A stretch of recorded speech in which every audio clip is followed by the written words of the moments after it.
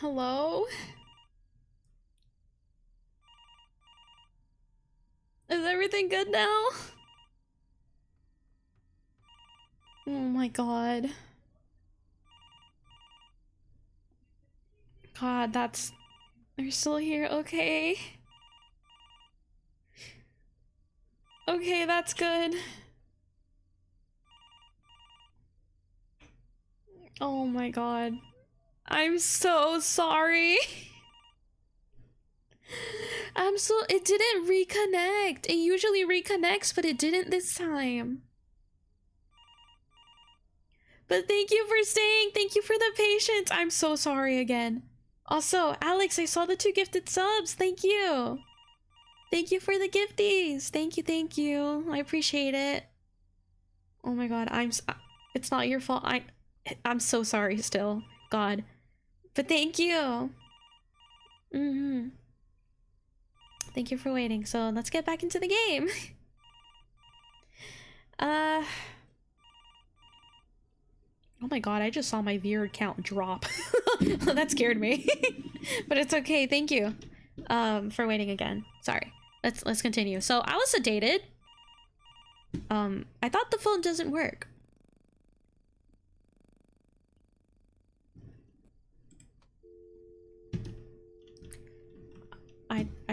I thought the phone doesn't work. What?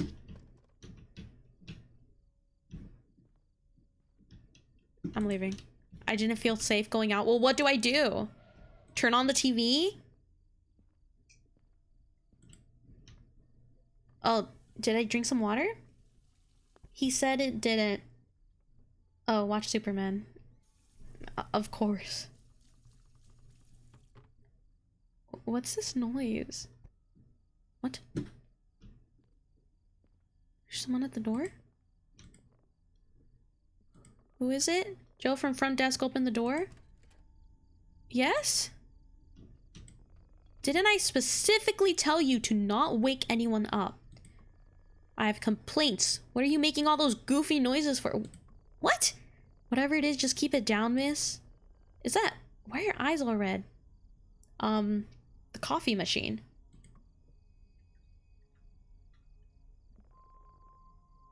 Are you messing with me? We don't have no coffee machine here. It's right over there! Okay, okay, here. I've had enough of crazy goons here. For once, I thought we had a sober guest, but I guess I'm the crazy one here. Follow me. I hate my job. Joe! Joe, there's literally a coffee machine over here. I'm pretty sure it was over here. It was right over here. Joe, why are you walking so slow? Joe, please. Why is it red? Why do I have a red thing on my vision?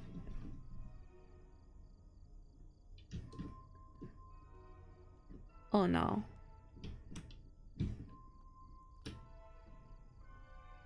Don't... It was here. Right? This is where it was.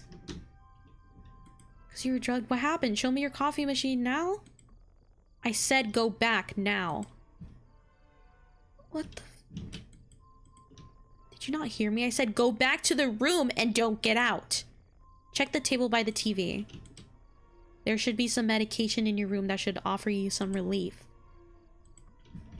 Okay. Definitely gonna murder us in his sleep or Nabas. I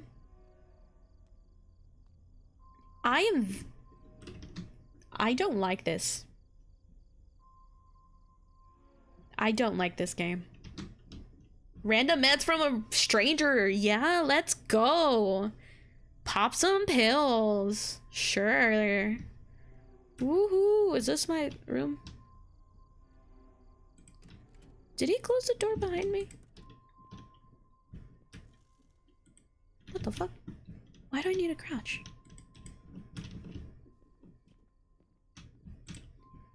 Oh, did he say this? Meds. Am I actually... Oh, I'm actually taking them. You don't like my gift? I do like your gift. Thank you for the game. I I really appreciate it. I'm just scared. Why is that open? You know what? Whatever. It's fine. Free meds, totally safe. Yeah. Absolutely. I hate this.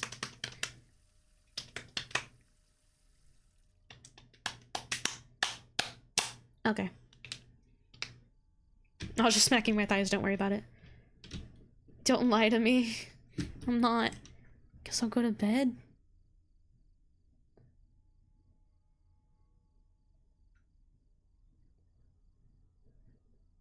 Am I not supposed to go to sleep?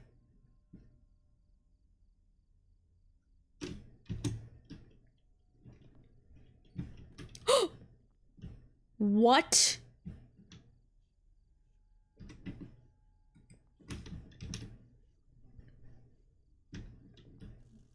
No.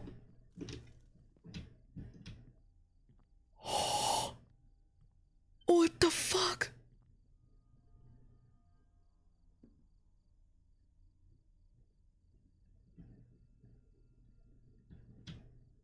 He's at my door.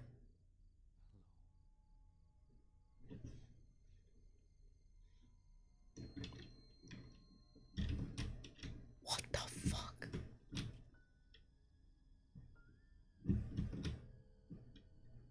No.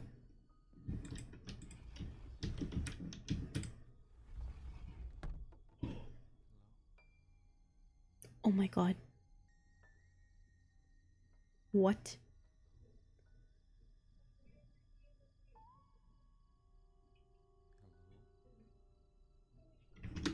What the hell?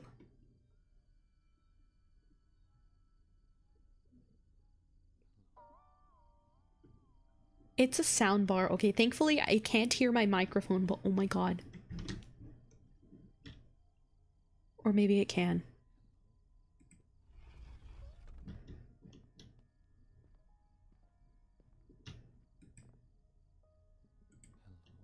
What the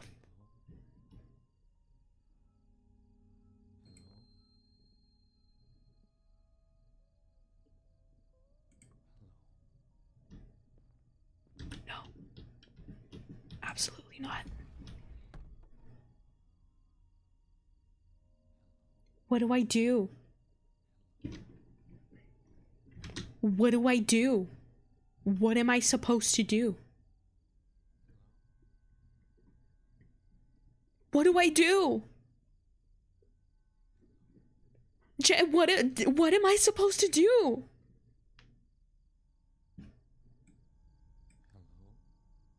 Do you hear that? You just interact. Okay.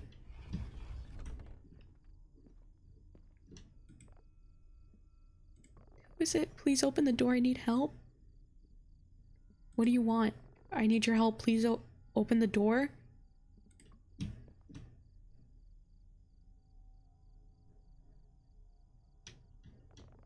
I know you're in there. Oh my god. No.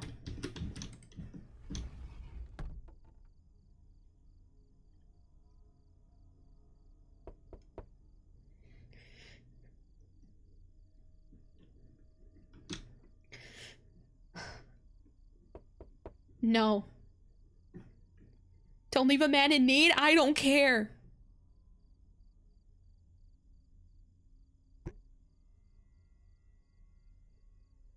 What's that? What is that? Why?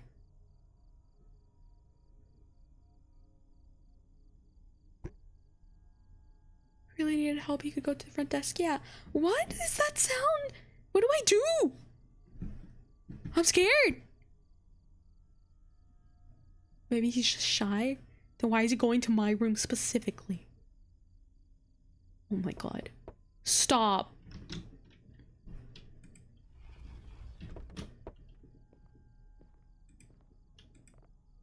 Please leave. I just need to talk to you. I swear I'm not a cop. Please go away or I'm gonna call the cops. Pretty.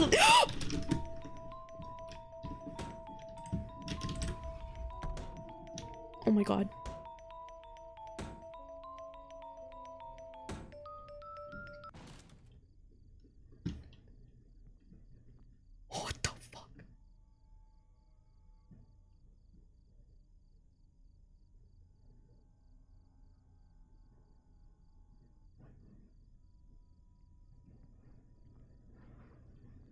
Oh my god, the wind's not helping. What the hell?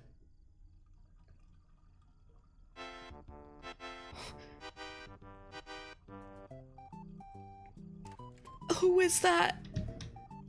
Can I run out?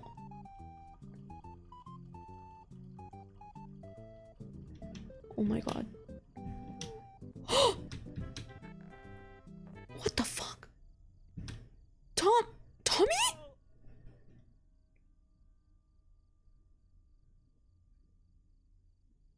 To this day, I find it really weird that the manager inferred not to get the police involved as it would have affected the motel's reputation and let go of the situation.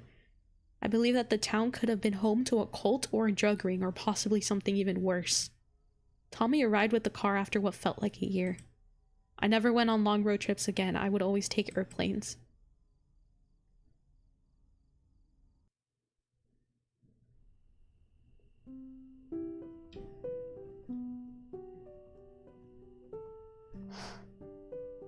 Oh my god.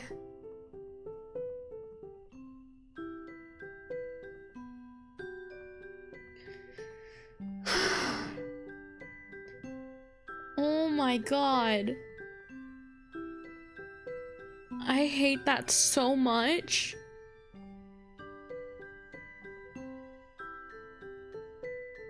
Creepy guy was really a good guy, yeah. He was a good guy. Oh my god. You're good at surviving these games, thanks. It's because I have good instincts. Eh?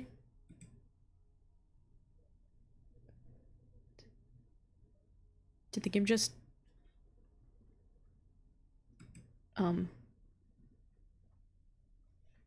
First try if you don't count the crashes.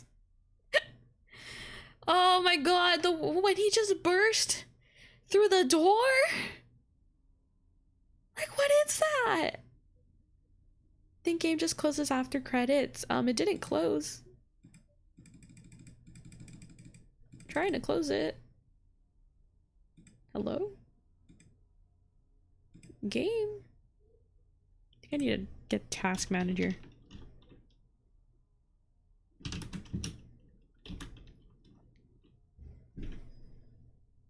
God, that's awful.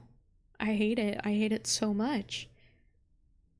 A great game, but god damn. It's a good Neko. Game doesn't want you to leave because of your beauty. We're very proud of you, thanks. Even Bam is probably... Don't talk about Bam. I hate him right now.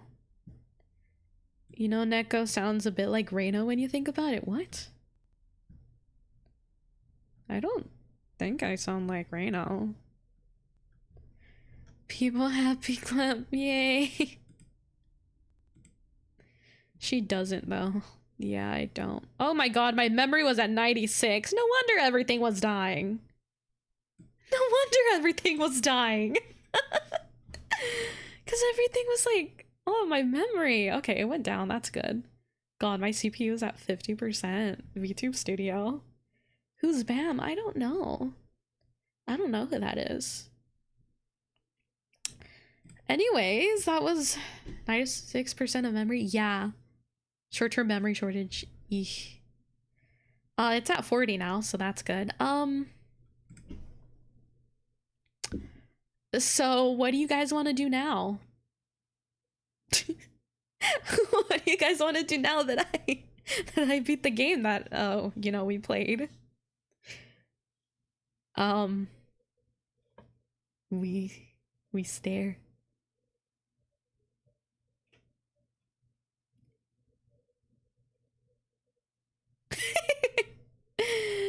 Wait, what? You should play that SCP game. You can have my memory, but it's also almost full of neck. Staring's fun. Awkward. Even Storm is mean to me. Oh look, he's still here. Great. Mm-hmm. Great.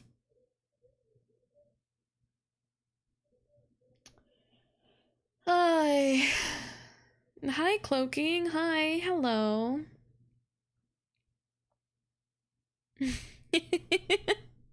Lemonade and on me. I didn't mean it. No, you did mean it. Don't apologize to him. He doesn't deserve to be apologized to. Fucking bitch. You're still my mayor for now, so I can't be mean to— Be mean to him. He deserves it. He fully deserves it. I don't know what you're talking about. I don't know what to do. I don't know what to do now. Should we read some stories again? I can't for now. So you're not even gonna do it for me? Not even because I asked so politely. Not even for me, Lemonade.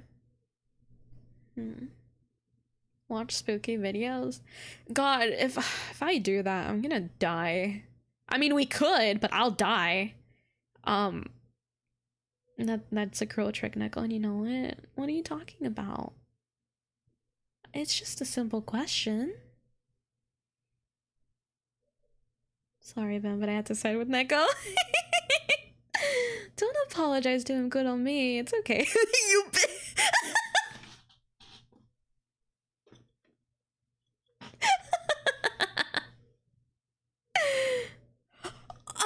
Bam!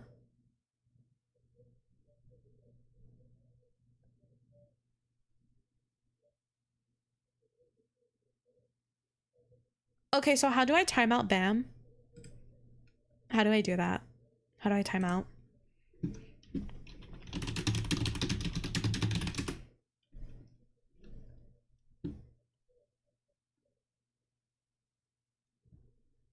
Oh. Okay, now I know what I can do. I know what I can do.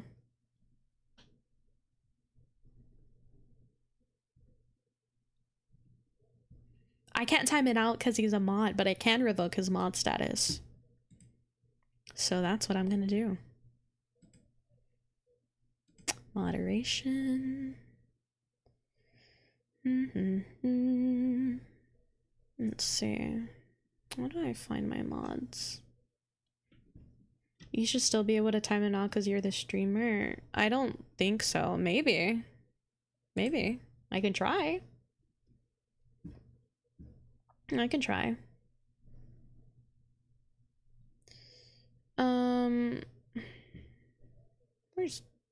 Where is it?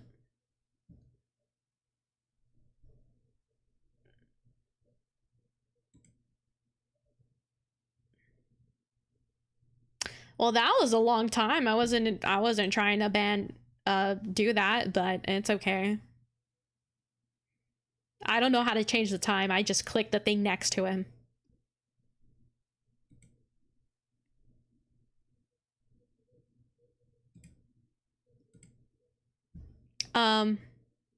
What?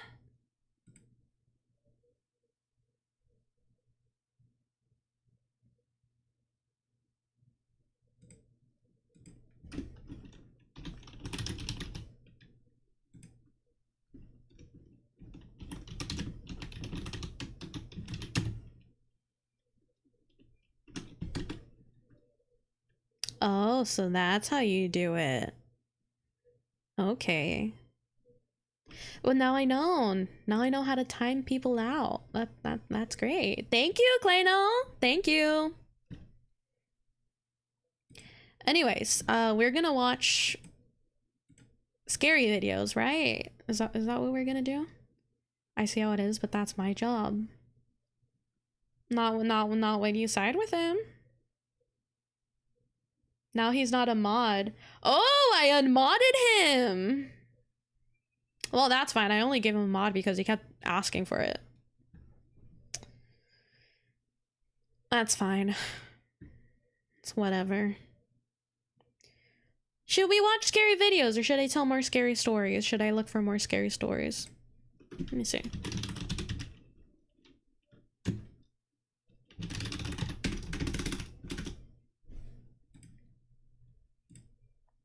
Stories. I didn't side with him. I just didn't want to be mean to him. We get mods when we beg. No.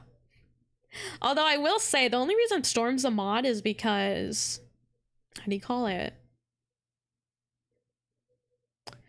Was it because I did it to just like piss Swags off?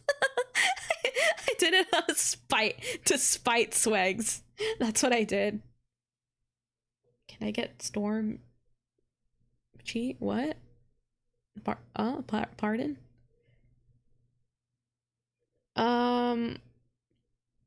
What if I read some creepy pastas, but I turned out to be the best mod? Absolutely. What if I read some creepy pastas? I can do that.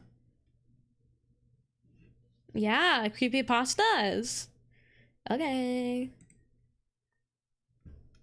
Let me find creepy pastas on.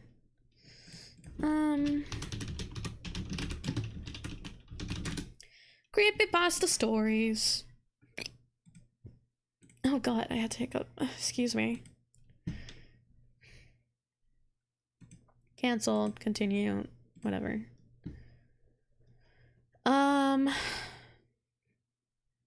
What's this? Which one should I read? There's so many.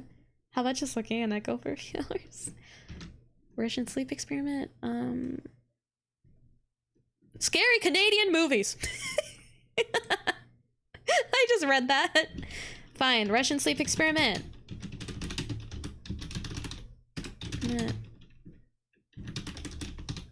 What's to read?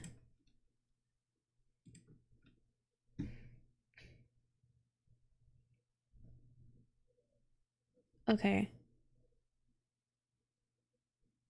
Oh, okay, they just show ads. That's fine. So let Pog. Canadians do be scary sometimes. Sounds like a near perfect idea. After all, she has only been streaming for 22 minutes. Yeah, she will start to sleep in the future. Oh, maybe. I don't know. Also, let me quickly let me change the stuff back to the spooky. To the spookiness. Let me also be spooky. Yes. Just give me one quick second. Make everything dark again. She can't leave us for Neko. What do you mean? Oops. Make this dark again. And the plushie. Okay. So. It's like yin and yang. I need both to survive. Don't worry. Oh yeah, category. Thank you, Storm. Thank you. Yes. Let me do that. Title and the category. Let me do that. I'll just do reading creepy pastas. Oh, I went past it. That's my bad.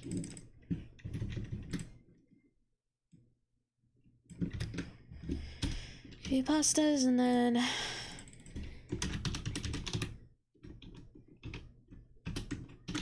pasta stories.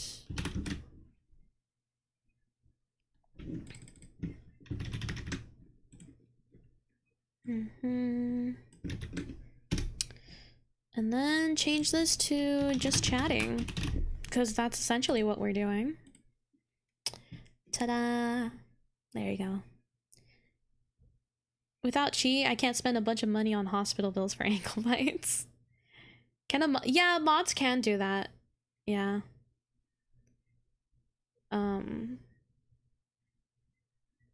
Yeah. Oops. It's okay. Yeah, the right permissions in the command. I'm pretty sure mods can do that. Fairly certain. I'm sorry.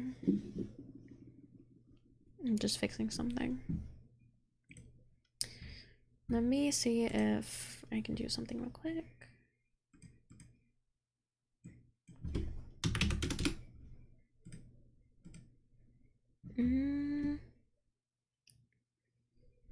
A bit much, but I think it should be fine. It's because I have Google Chrome, that's why.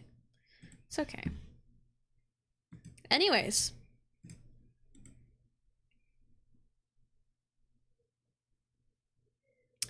So we're gonna read. Oh right, let me put the ambiance music again. Chrome is icky, yeah. Since some commands on stream elements are preset to supermod and editor. Oh, okay.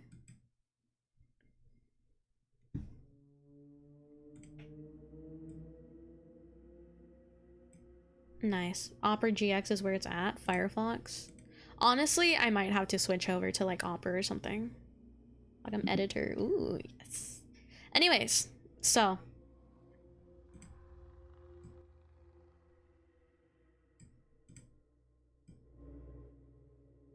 Some ambiance music. Hopefully it doesn't get too loud. That's okay. Anyways, let's read. Start reading. So. The Russian sleep experiment. This is the story. Firefox randomly deleted all my bookmarks, so I abandoned it for Opera. Nice. I would too. Let me do something real quick. There you go. So.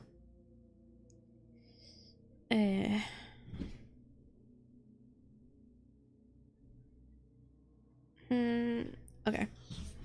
Sorry. So, let's get started, I guess.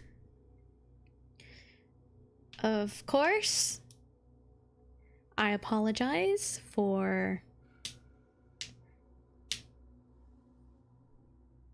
Who's got a privacy? Yeah. I apologize for if I accidentally, like, say something wrong or if I stutter.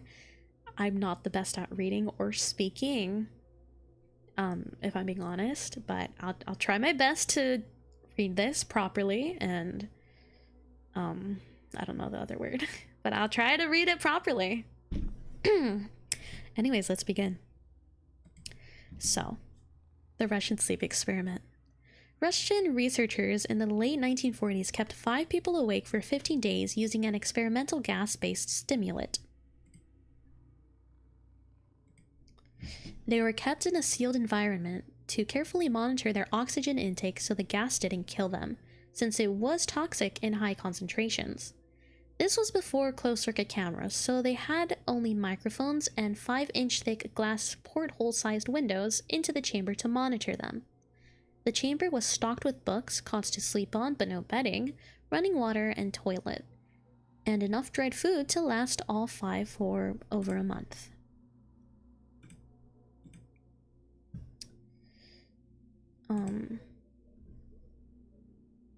Okay. The test subjects were political prisoners deemed enemies of the state during World War II. Everything was fine for the first 5 days. The subjects hardly complained, having been promised, falsely, that they would be freed if they submitted to the test and did not sleep for 30 days. Their conversations and activities were monitored, and it was noted that they continued to talk about increasingly traumatic incidents in their past, and the general tone of their conversations took on a darker aspect after the 4-day mark.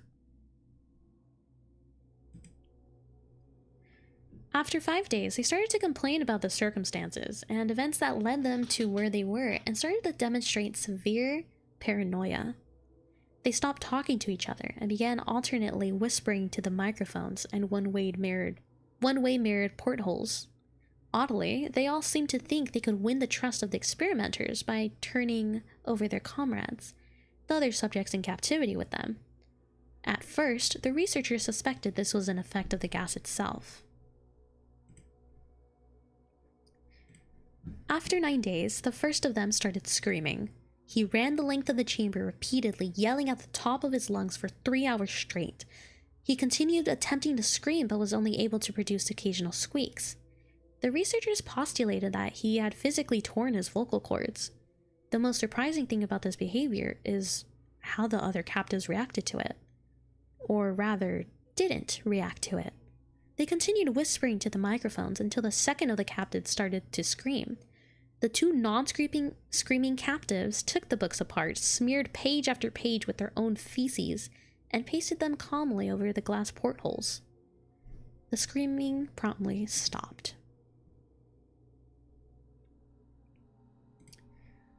So did the whispering to the microphones. After 3 more days passed, the researchers checked the microphones hourly to make sure they were working, since they thought it impossible that no sound could be coming with 5 people inside. The oxygen consumption in the chamber indicated that all 5 must still be alive. In fact, it was the amount of oxygen 5 people would consume at a very heavy level of strenuous exercise. On the morning of the 14th day, the researchers did something they said they would not do to get a reaction from the captives. They used an intercom inside the chamber, hoping to provoke any response from the captives they were afraid were either dead or vegetables.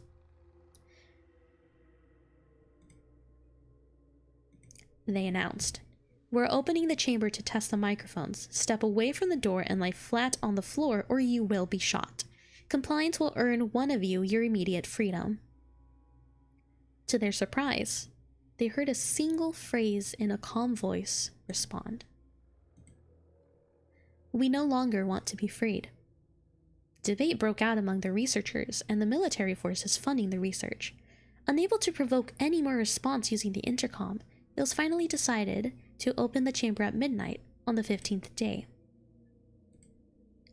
The chamber was flushed of the stimulant gas and filled with fresh air, and immediately voices from the microphones began to object. 3 different voices began begging, as if pleading for the life of loved ones, to turn the gas back on. The chamber was opened and soldiers were sent in to retrieve the test subjects. They began to scream louder than ever, and so did the soldiers when they saw what was inside. 4 of the 5 subjects were still alive, although no one could rightly call the state that any of them were in life. The food rations past day 5 had not been so much as touched. There were chunks of meat from the dead test subjects' thighs and chests stuffed into the drain in the center of the chamber, blocking the drain and allowing 4 inches of water to accumulate on the floor. Precisely how much of the water on the floor was actually blood was never determined. All 4 surviving test subjects also had large portions of muscle and skin torn away from their bodies. The destruction of flesh and exposed bone on their fingertips indicated that the wounds were inflicted by hand, not with teeth, as the researchers initially thought. Closer examination of the position and angles of the wounds indicated that most, if not all of them, were self-inflicted. The abdominal organs below the rib cage of all 4 test subjects had been removed. While the heart, lungs, and diaphragm remained in place, the skin and most of the muscles attached to the ribs had been ripped off, exposing the lungs through the rib cage. All the blood vessels and organs remained intact. They had just been taken out and laid on the floor, fanning out around the eviscerated but still living bodies of the subjects. The digestive tract of all 4 could be seen to be working, digesting food. It quickly became apparent that what they were digesting was their own flesh that they had ripped off and eaten over the course of days. Most of the soldiers were Russian special operatives at the facility, but still many refused to return to the chamber to remove the test subjects. They continued to scream to be left in the chamber and alternately begged and demanded that the gas be turned back on, lest they fall asleep. To everyone's surprise, the test subjects put up a fierce fight in the process of being removed from the chamber. One of the Russian soldiers died from having his throat ripped out. Another was gravely injured by having his testicles ripped off and an artery in his leg severed by one of the subject's teeth. Another 5 of the soldiers lost their lives if you count ones that committed suicide in the weeks following that incident. In the struggle, one of the 4 living subjects had his spleen ruptured and he bled out almost immediately. The medical researchers attempted to sedate him, but this proved impossible.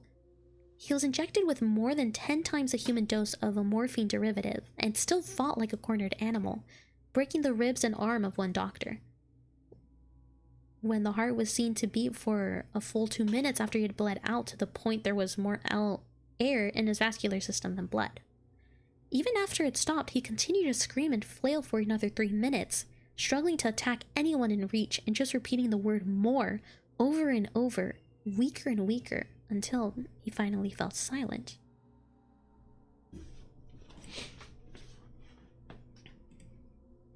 The surviving 3 test subjects were heavily restrained and moved to a medical facility, the 2 with intact vocal cords continuously begging for the gas, demanding to be kept awake. The more injured of the 3 was taken to the only surgical operating room that the facility had. In the process of preparing the subject to have his organs placed back within his body, it was found that he was effectively immune to the sedative they had given him to prepare for the surgery. He fought furiously against his restraints when the anesthetic gas was brought out to put him under. He managed to tear most of the weight through a 4-inch wide leather strap on his wrist, even though the weight of a 200-pound soldier was holding that wrist as well. It took only a little more anesthetic than normal to put him under, and the instant his eyelids fluttered and closed, his heart stopped. In the autopsy of the test subject that died on the operating table, it was found that his blood had triple the normal level of oxygen. His muscles that were still attached to his skeleton were badly torn, and he had broken 9 bones in a struggle to not be subdued. Most of them were from the force his own muscles had exerted on them.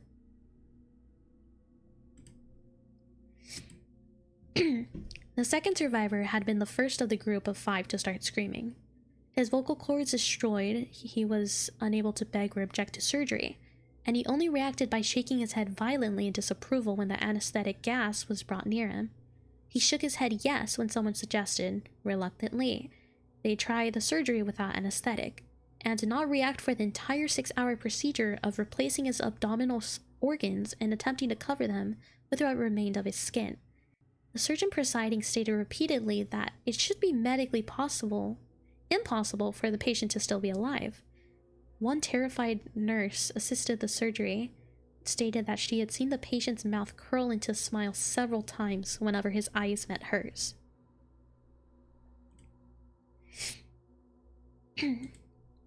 When the surgery ended, the subject looked at the surgeon and began to wheeze loudly, attempting to talk while struggling.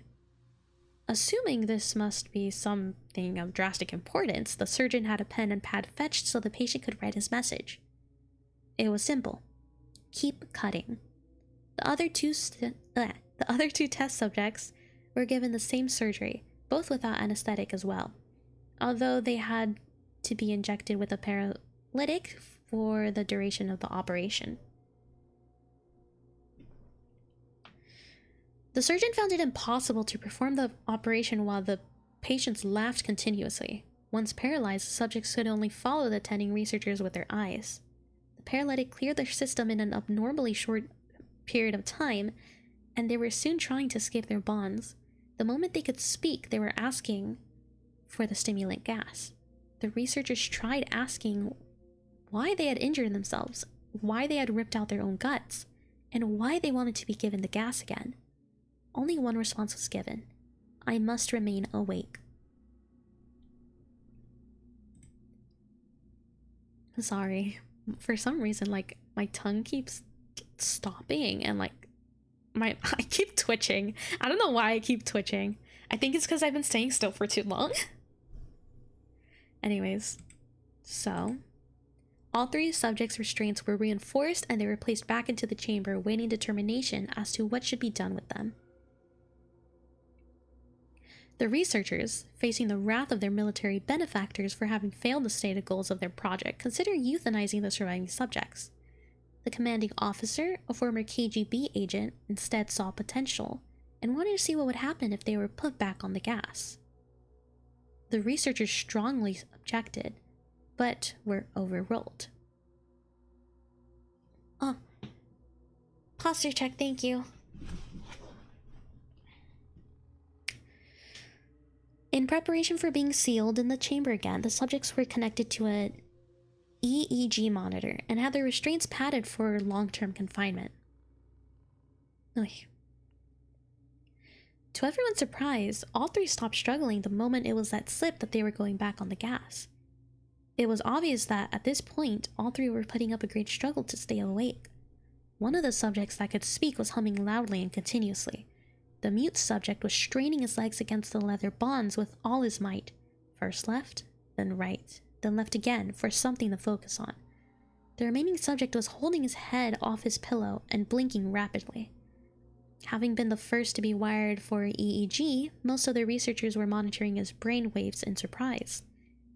They were normal most of the time, but sometimes flatlined inexplicably. It looked as if he were repeatedly suffering from brain death, before returning to normal. As they focused on a paper scrolling out of the brainwave monitor, only one nurse saw his eyes slip shut at the same moment his head hit the pillow. His brainwaves immediately changed to that of a deep sleep, then flatlined for the last time as his heart simultaneously stopped. The only remaining test subject that could speak started screaming to be sealed in now. His brainwaves showed the same flatlines as the one who had just died from falling asleep.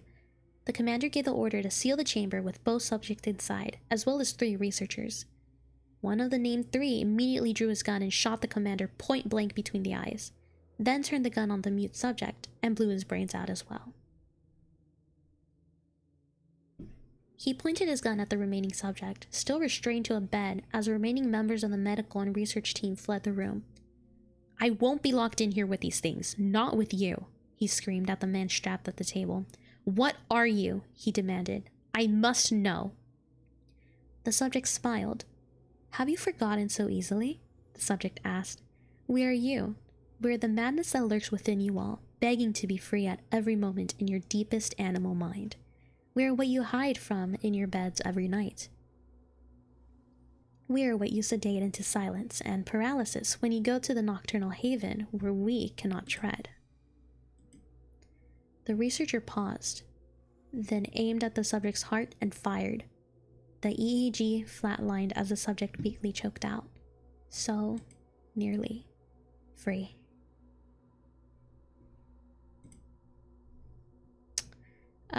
There you go. So that was that. How did you guys enjoy it? How did you guys enjoy it? Oh shoot. Oh no, my blankie. Oh crap. This one? Yes. Okay, I'm in the cage. It was awesome. I'm glad. I'm sorry I'm in the cage, but Kazu got the blankie, so gonna be in here for a while. There's something irritating. Quick, eat her. No, don't eat me. Don't eat me. Unless it's in another certain way, then like, I'll let you. It's okay. Unless it's a specific way. I'm not gonna complain. I can smell you, Storm. You're right there. I can smell you.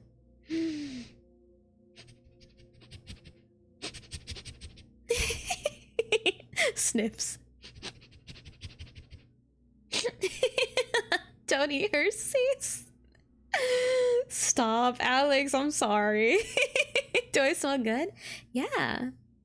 You mean eating those turtle chips together? Cause hell yeah, then yes. I think I should still have some dough. Some of the tortilla dough. The dough of the tortilla. And I think I'll be able to make some more churro chips. Maybe tomorrow. I don't know. I'll volunteer to eat Neko. Denied. Spinning right now. One day, Kazu, if you let me, I'll be able to make you churro chips. I'll be able to make everyone the chips that I made before. This is a sacrifice, but it must be done. Oh darn, what a shame. Oh no. Oh. No eating. Okay, fine. Yes, people shy. One day. One day I'll make you the churro chips. They came out so good. Like, if... Oh, I can go back now. If you guys know what buñuelos are, it's basically flour tortillas, deep fried or air fried. If you deep fry it, it's easier to toss them around once they're nice and crispy. Toss them around in a mixture of sugar and cinnamon. And they taste so good. They're so good. I'm like, ugh, Just thinking about it. Oh, I'm so hungry. God. Like, buñuelos are so good. I remember my mom used to make them every time, like, for Christmas. She'd make buñuelos in the morning, and that's like, God, it makes me so happy just to think about it. I really want buñuelos now. I've had churro chips at a restaurant before. They probably weren't as good as mine. I made the dough for the tortillas from scratch. It was my first time making it. I'm so proud. Soon I'll be close to being a wife. I'll be close to being wife material once I learn how to make more food. And that's really the only thing I need. I know how to clean. I don't do it. I don't clean my room because depression. But if I'm ever at someone else's house, I do clean. I very much clean. I'll do my own dishes. I do my own dishes at home too. If they need me to, I'll take out the trash, I'll sweep, I'll clean their bathrooms, I'll clean anything. If I'm just, you know, somewhere else. Like, I'll be at my aunt's house or something. And especially my aunt in Louisiana. And she's so sweet. I love her. But so like we'll eat something and then she'll like get up to like take her plates to the sink and wash them, and I'm like, no, I'll do it. Like, yo lo puedo hacer, yo puedo limpiar mis trastes. I can clean my own dishes. And she's like, oh no, but it's okay, I can clean it. I'm like, no, Tia, no, like I'll do it, it's okay. And I'm like, I'll do it, and I'll even like do other people's, you know, dishes as well. Clean my house. I'll clean your house, Storm. If you feed me, I'll clean your house. Yeah. Or if you give me the ingredients to make food, I'll make food and I'll eat and I'll clean your house. Yeah. But yeah, I have food. Do you have Dr. Pepper? Do you have Dr. Pepper? Honey butter chips? Chocolate? If you guys haven't had honey butter chips, they are so good. I love them. It's a bit of a like not refined, but it's a bit of a like different taste, really. But they're so good. Oh my god, they're so good. I'll clean Neko so that way Alex will be doing. I don't like Dr. Pepper. You don't like Dr. Pepper!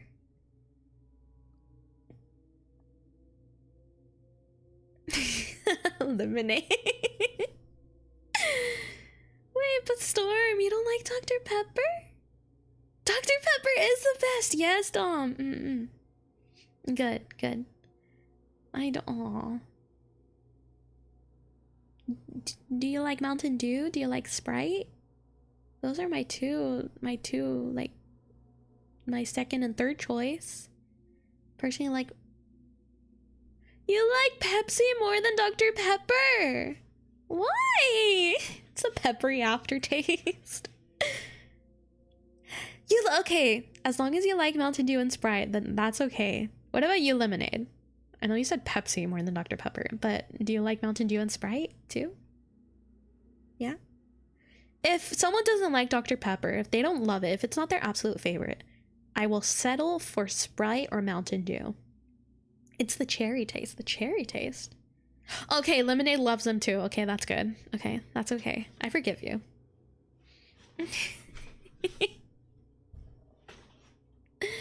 I forgive you. Mountain Dew more than Sprite though. That's fine. Orange Fanta too. I love Fanta.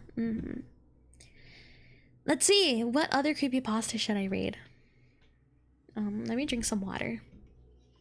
What other creepypasta should I read for you guys?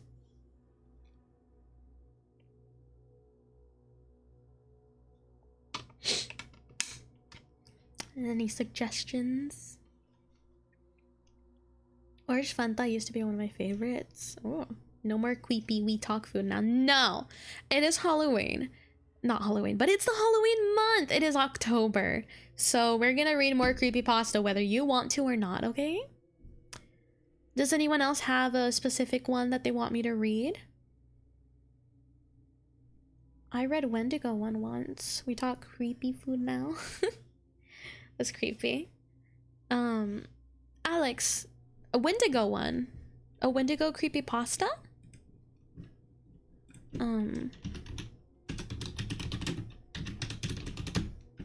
Wendigo creepypasta. Oh. I'm not sure if I have the right one. It just says Wendigo, a terrifying story. Is it that one? Wendigo, a terrifying story? Maybe. There's many, probably. If you want to read a true... If you want, you could read a true story. That was really creepy. Let me see.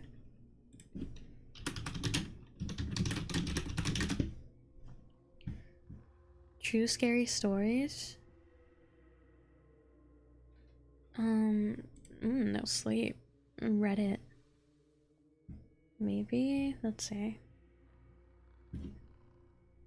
Oh, what the heck?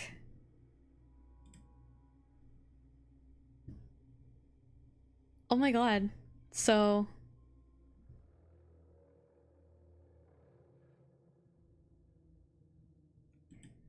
So as you all know, yesterday, at least in America, we got the emergency wireless test, like on our phones. We got the alert. It was hella loud. I woke up because of it. I was so mad.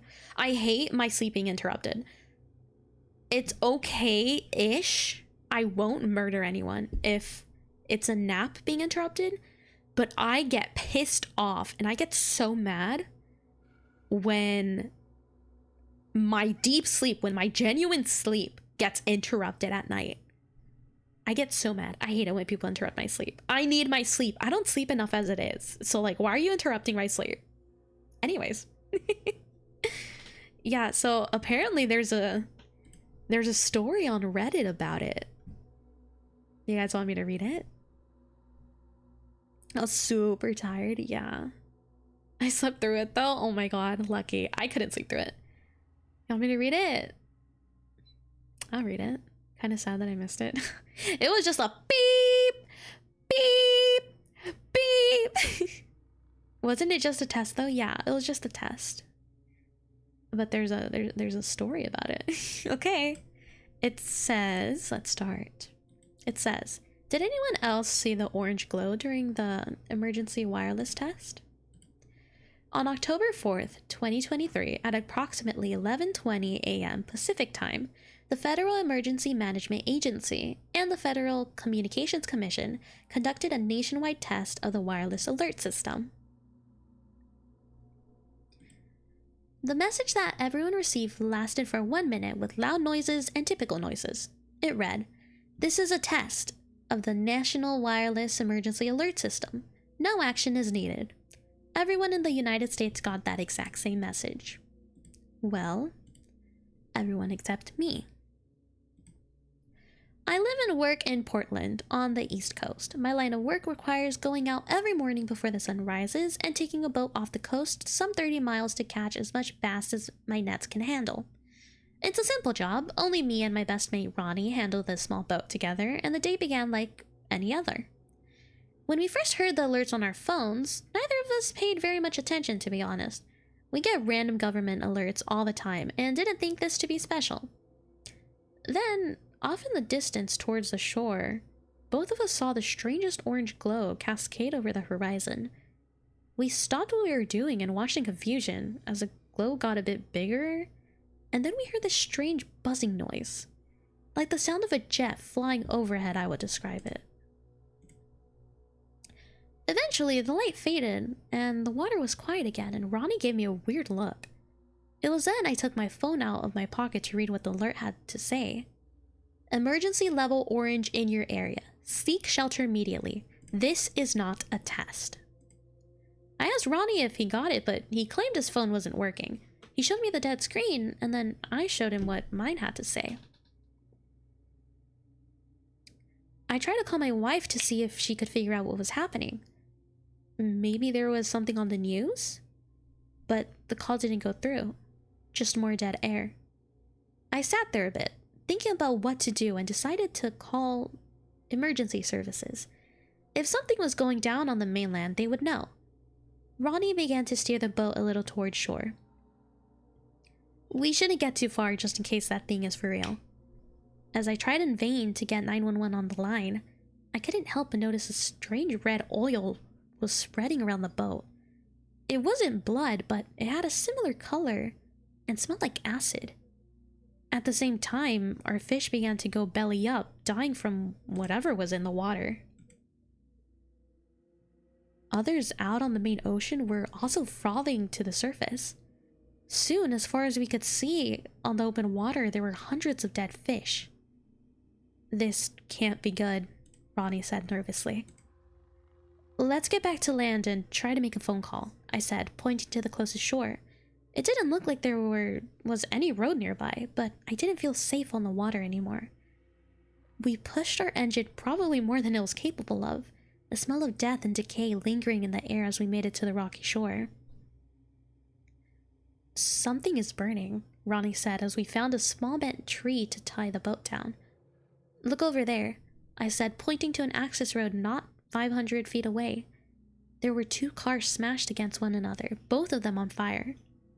We ran towards the accident to see if there were any survivors. As we got closer, I heard the strangest noise over our heads. I looked up in the clouds to see several fighter jets streaking past and headed to the South Bay. God. Sorry, the wind picked up again. Yeah, the wind picked up. It's okay. Anyways. Jesus, those look like they came out of Loring, Ronnie shouted over the hum of their engines. Loring? Can't be, that place shut down almost 30 years ago, I said as I got to the first car. There was little left to salvage. I could tell that the woman driving had smashed her skull against the windshield and let out on the dash. But something was off about her skin tone. It looked like she had gangrene, whatever that is, all across her neck and upper left side of her face. Oh, okay, bye Storm. Have a good day. Bye-bye, have a good day. God. Okay. I think this one's alive, Ronnie shouted as he struggled to get the car door open to the second car. An air raid siren blared as we heard more explosions off in the distance. This time it shook the ground and we saw what looked like an atomic cloud burst over the horizon. What the hell is happening out there? I asked out loud as I helped him get the door open. The man was gasping for air and clawing his way out to the green grass. It looked like most of his throat and chest had burned off, leaving only a smoldering husk that he somehow was breathing through. The man looked up at us and I saw that half of his face was also eaten away by the same gangrene. Then he lunged towards Ronnie, screaming like a wild chimpanzee and bit hard on my friend's face. Holy shit, I shouted as I jumped back and searched for anything to stop the onslaught. The man we tried to rescue was attacking him with his nails and teeth, shrieking and growling as I used a piece of pipe to break them apart.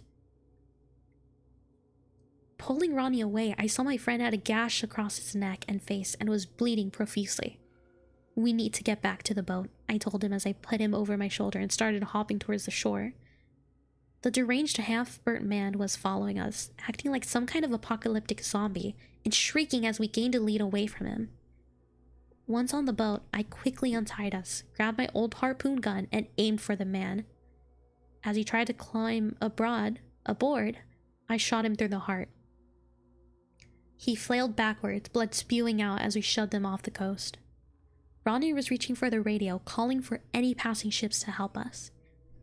Our country must be under attack. This is Red Dawn. No, this is worse. God, I hate that the wind picked up so much. It's scaring me. Anyway. He said as he settled on the floor of the boat, struggling to stay awake.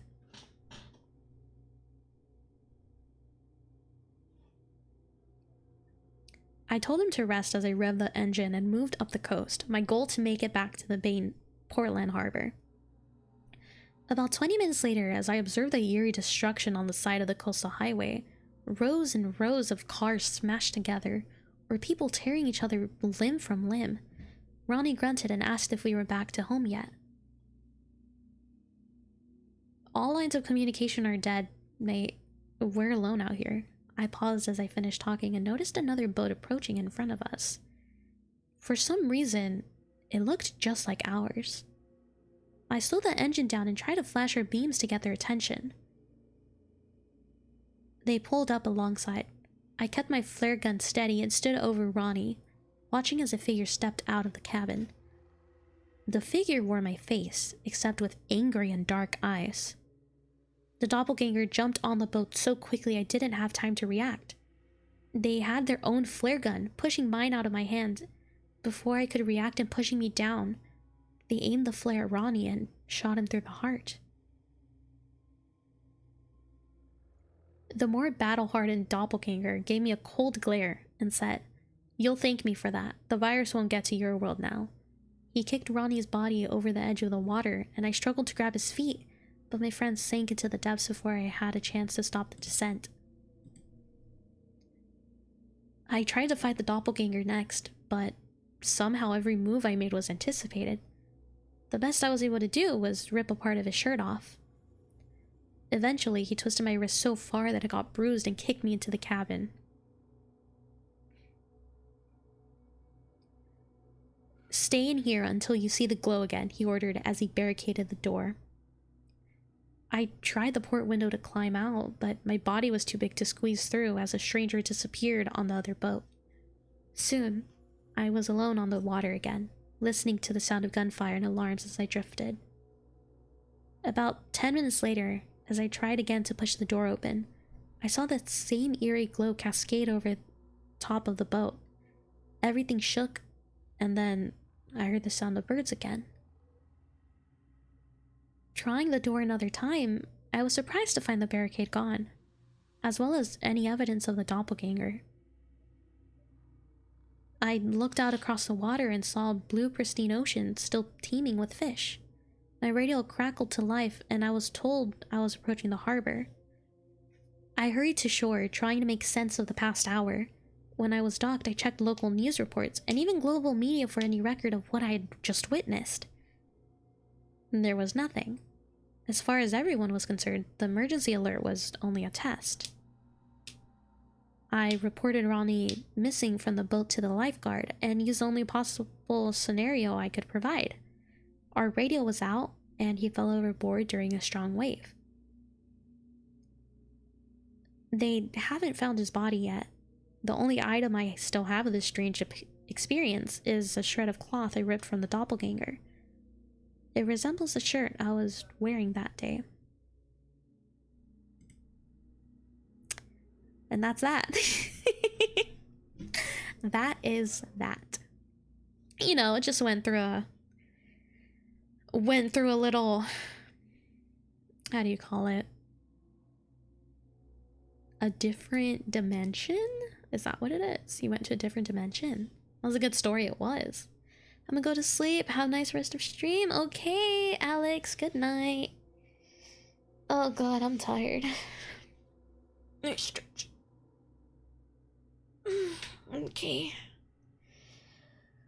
Oh my god. I'm so tired.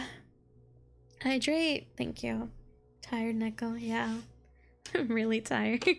I didn't get a lot of sleep last night. I actually woke up a lot and I was struggling to go back to sleep. I managed to go to sleep until like 10, 11, I think. I'm not really sure.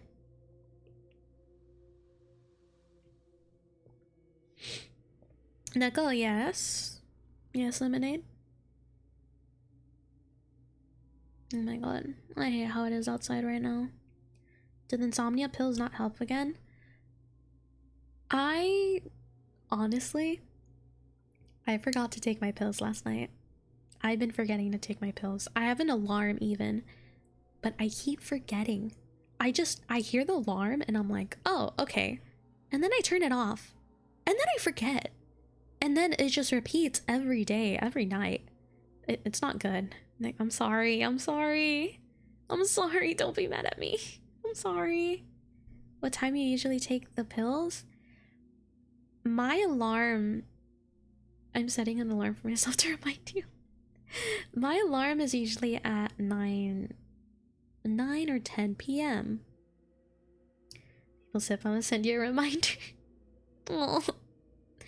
I usually put my alarms like to ring at 9 and then 9:30 and then 10 and then 10:30, but they don't work. I don't know what's wrong with me. I don't know why I'm so stupid. It just doesn't work. That's 4 a.m. for me, but I'll still send. No, Kazu, it's okay. No, it's okay. To remind you, thanks. No, it's okay. It's okay. It's okay. It's okay. I'll try my best to remember today. I promise. But don't go out of your way to remind me. I swear I'm fine. I just. Will you take your? I know I said that last time. I'm sorry. I'll wake up, send messages, and pass out again. You guys are too sweet, but this makes me feel bad. I'm sorry. I'm sorry. I don't know why. I just forget. I really don't know why, but thank you in advance, both of you. Thank you. And I think that's gonna be it for my stream today. I'm honestly really tired. I think I'm gonna take a nap or maybe eat something. Did I eat something this morning? I don't think I've eaten today. I think I forgot to eat. It's gonna be 5 p.m. Good thing it'll be 10 when the alarm goes off. I normally sleep at 10 or 11. Oh, okay. Sleep early.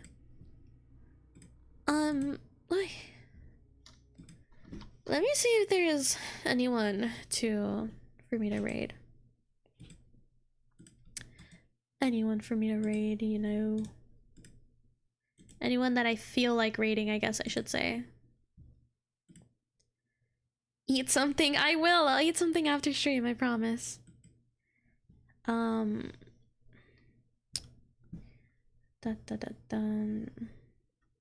don't really, honestly, I don't really feel like raiding anyone today. I set an alarm. Okay, thank you, Kazu. Thank you. I don't actually feel like raiding anyone, so that's that. Raid Iron Mouse. I'm not gonna raid Iron Mouse. I don't even think I can raid Iron Mouse. But yeah, thank you for joining, everyone. Even though it was a little.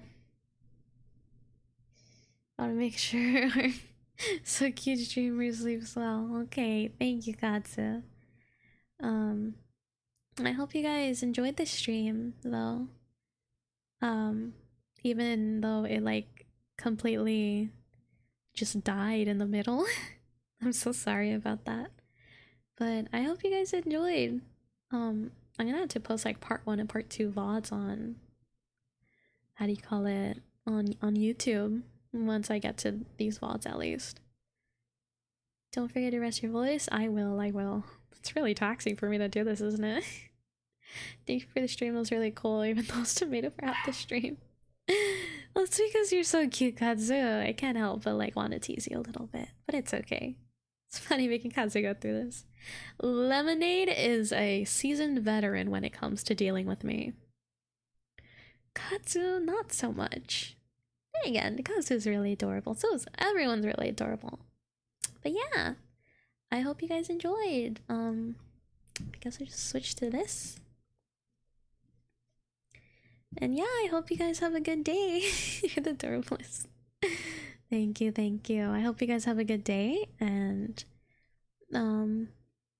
if anything, I hope you guys have good sleep. Just good anything really.